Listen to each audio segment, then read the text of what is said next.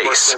Just this month, Whitaker said this to Congress about presidential interference. At no time has the White House asked for, nor have I provided, any promises or commitments concerning the special counsel's investigation or any other investigation. It follows new revelations from fired acting FBI Director Andrew McCabe, who now says he briefed lawmakers after the FBI opened an investigation into President Trump in 2017.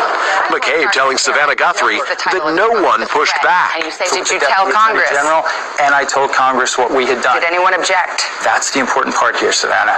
No one objected. Not on legal grounds, not on constitutional grounds, and not based on the facts. That answer an apparent rebuttal to Republican criticism that top Justice Department and FBI officials were plotting an administrative coup. Did you suspect the president might actually be working for Russia? We thought that might be possible, yes. The president overnight on Twitter accusing McCabe of treason. I don't think really anybody takes those tweets by the president very seriously. I certainly don't at this point. McCabe was fired from the FBI last year, accused of lying under oath about his interactions with the media.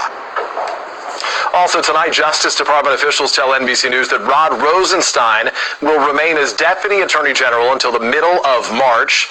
Another signal the special counsel Robert Mueller will soon be submitting his reports on the Russia investigation. Lester? Peter Alexander tonight, thank you. And meantime, this evening, new battle lines are being drawn in the 2020 race for president as lawsuits fly over the wall, an issue the president is already raising on the trail, and the president getting a familiar new opponent tonight, officially vying to take him on. Here's Hallie Jackson. This is the Trump because it's an open and closed case. A confident commander-in-chief tonight predicting victory in the legal battle over his national emergency declaration. And I think we'll do very well. We have absolute right to do that. But 16 states argue otherwise, filing a lawsuit overnight to stop the president from redirecting $3.6 billion in military construction funds to pay for the border wall he wants. Almost all those states have Democratic governors. It was politics. Does politics play a part in this?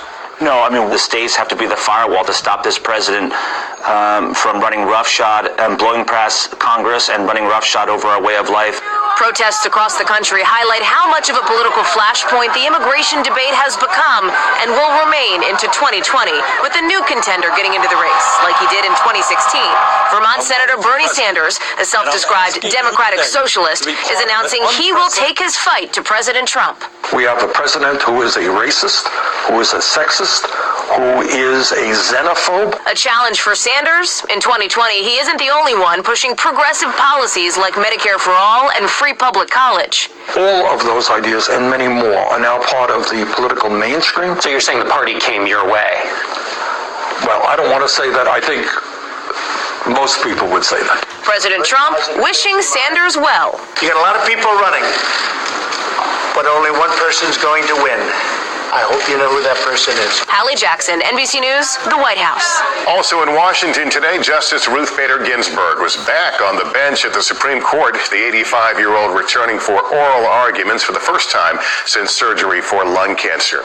Tonight, a major new winter storm is on the move, targeting 39 states, 200 million people potentially in its path. Dylan Dreyer has the latest forecast. Dylan, where's this headed?